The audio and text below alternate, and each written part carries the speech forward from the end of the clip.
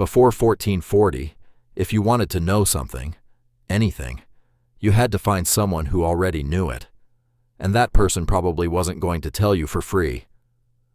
Knowledge was not free. It was not shared.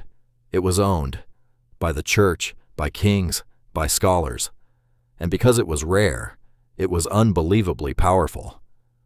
Then one man in a small German town built a machine, and within 50 years, everything humanity thought it knew about value, knowledge, power, and money was completely destroyed and rebuilt from scratch. Stay until the end. Because the last thing the printing press did to our idea of value is still happening right now, in your phone, in your wallet, and in the economy around you.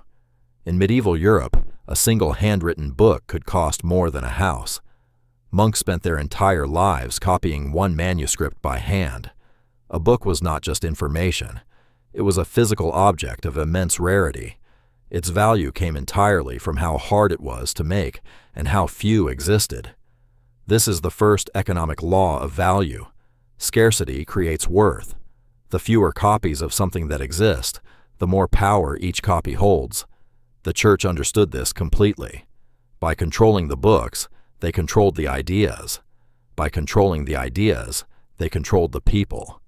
For over 1,000 years, this system worked perfectly. Then Johannes Gutenberg changed everything, not by writing a new idea, but by building a better machine. Gutenberg's printing press could produce 3,600 pages per day. One monk copying by hand could produce about 3 pages per day. The math was devastating. Within 20 years of Gutenberg's press, more books were printed in Europe than had been produced in the previous 1,000 years combined. The price of a book collapsed. Something that once cost as much as a house now cost as much as a meal. And the world had absolutely no idea how to handle that. This was the first great disruption of perceived value in modern history. An object that had defined wealth and power for centuries, suddenly available to everyone. The monks were not angry because they lost their jobs. They were angry because they lost their identity.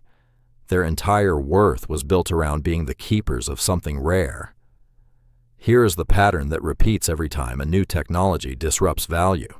The people who held the old, rare thing lose. The people who learn to use the new, abundant thing win. After the printing press, the value did not disappear. It moved. It shifted from owning a book to understanding what was inside it, from possessing knowledge to applying knowledge. This is the second law of value. When something becomes abundant, value does not vanish. It migrates. Find where it migrated to, and that is where the next opportunity lives. The printers became wealthy. The booksellers became wealthy. The translators became wealthy. And most importantly, the readers became powerful. For the first time, an ordinary person could hold an idea that once only belonged to kings. Martin Luther understood this faster than anyone. He nailed his 95 Theses to a church door in 1517, but it was the printing press that spread them across all of Europe in 2 weeks. Now here is where it gets really interesting. The printing press did not just change the value of knowledge, it eventually changed the value of money itself. Before the press, money meant physical metal, gold, silver, copper. You could hold it, you could test it. Its value was self-evident. It was real and rare, but printing technology made something new possible, the paper banknote. Governments could now print a piece of paper and declare, "This is worth gold. Trust us."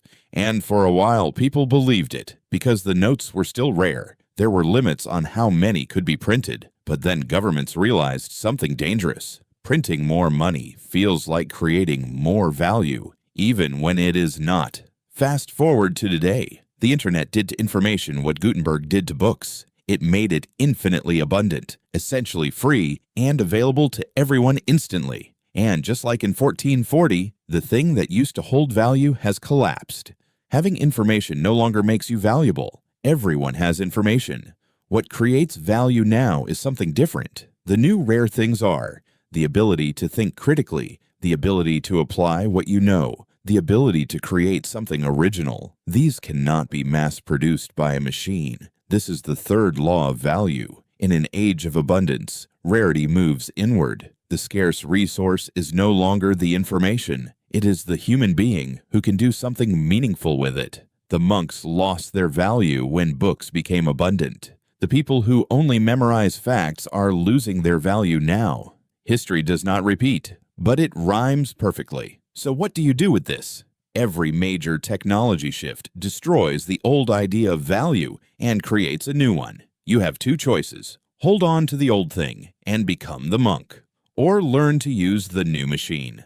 Gutenberg's press created a new class of valuable people: editors, printers, publishers, translators, booksellers. None of these jobs existed before 1440. All of them were built on the back of the disruption. Today's equivalent, the people who learn to work with AI, with data, with new tools, not fight them, will be the printers of this generation. The value of your skills follows the same law as the value of books. When your skill becomes common, its price drops. When your skill stays rare, its price rises. Manage your skills like Gutenberg managed his press. And here is the final lesson. Gutenberg did not invent a new idea. He did not discover a new continent. He built a better system for moving what already existed. The printing press did not just print books. It printed new ideas about what money should be, what knowledge is worth, who gets to hold power, and why some things have value while others do not.